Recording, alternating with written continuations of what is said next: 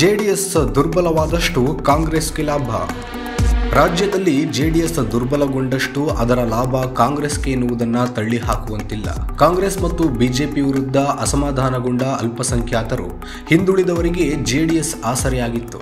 ಆದರೆ ಕಳೆದ ಲೋಕಸಭಾ ಚುನಾವಣೆಯಿಂದ ಅದು ಬಿಜೆಪಿ ಜೊತೆಗೆ ಮೈತ್ರಿ ಮಾಡಿಕೊಂಡಿದೆ.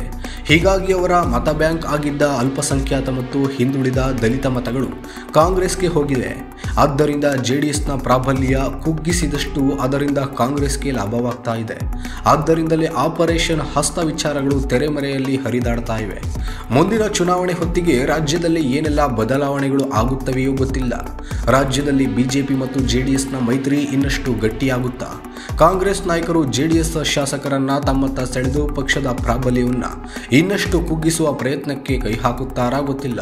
ಆದರೆ ಜೆಡಿಎಸ್ ಪಕ್ಷದ ಶಾಸಕರು ಸೇರಿದಂತೆ ನಾಯಕರ ಮೇಲೆ ಕೈ ನಾಯಕರು ಕಣ್ಣಿಟ್ಟಿದ್ದಂತೂ ನಿಜ.